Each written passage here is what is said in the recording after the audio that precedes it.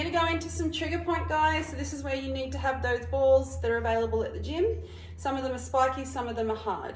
What we're going to work on is 3 points today. We've got a TFL point, so that's that muscle that we were fascia releasing last week. So if you come to the bony point of the hip, come down and forward slightly, that muscle belly there is the one that we're going to try and get into with that ball.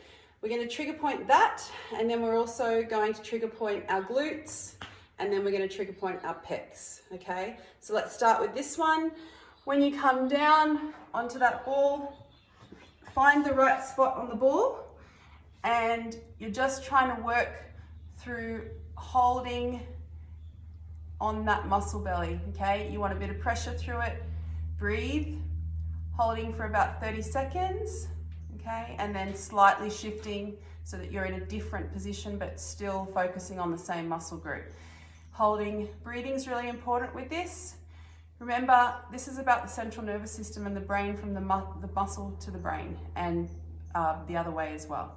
So breathing just helps to regulate a little bit more, and it also helps to release and relax. Okay, once you've done that side, you go into the other side. Use that bony prominence as a way to find that muscle belly, and then once you're there, try and get it into that spot that feels tight, okay? And also the spot in the muscle that feels quite resistant, okay? So some parts of the muscle will be soft, other parts will be a little bit harder, tenser, and more resistant. So get into that. Good. And you're going to go 30 seconds there, okay? Then slightly shift onto a different area but the same muscle belly, okay? And you'll feel a different change in it.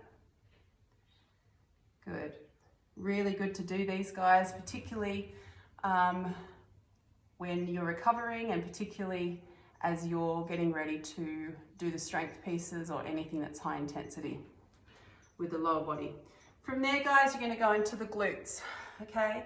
So this one here, you're going to find that bony prominence. You're going to work to the side of that where the muscle belly is, and then from there you're going to find, once again, those resistant parts in the muscle, and pause there, sit down onto that ball, slight shift, going through that, different positions. Your glute muscle has a lot of fibers, so moving that ball around and spending 15-20 seconds in each spot is not going to do you any harm, okay? So really get in there. It's going to feel tight. Use your breathing techniques and try and relax. Use your, also imagining that the muscles are releasing slowly is going to help them actually do that, so visualizing. Then going to the other side, bony prominence again, come around a little bit, find that position. If you wanted to, you could also incorporate a glute stretch by taking same heel up onto the opposite knee while you're trigger pointing the glute. Okay, so you're stretching as well as trigger pointing, okay? Good.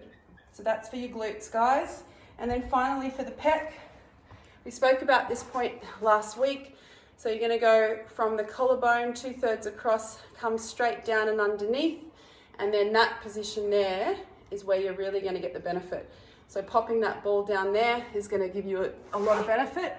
Take your hand out to the side and press into the ball. Okay, this one can really be tough. So the more often you do this, guys, the better off it's going to be, especially if you're sitting at your office desk. You're going to find that you use that muscle a lot for breathing too. So in controlling your breathing. So it's getting used, even when you're not exercising, it's getting used all day anyway. Okay, so that's a really good one. Then go on to the other side. Okay, same again, breathing. Forcing that weight down onto the point of the ball and getting into that area of the pec. Okay, if you do this enough, you'll notice that you won't have so much impinging of the shoulders. You'll have freer movement when you go shoulder to overhead, and also other parts of your mobility will improve, like your pull-ups as well. You won't be hunching and rolling those shoulders forwards. Okay, so there are your 3 trigger points. Try and focus on those 3 points before your workouts each day that you're training, and then in recovery sessions as well. Okay, just with these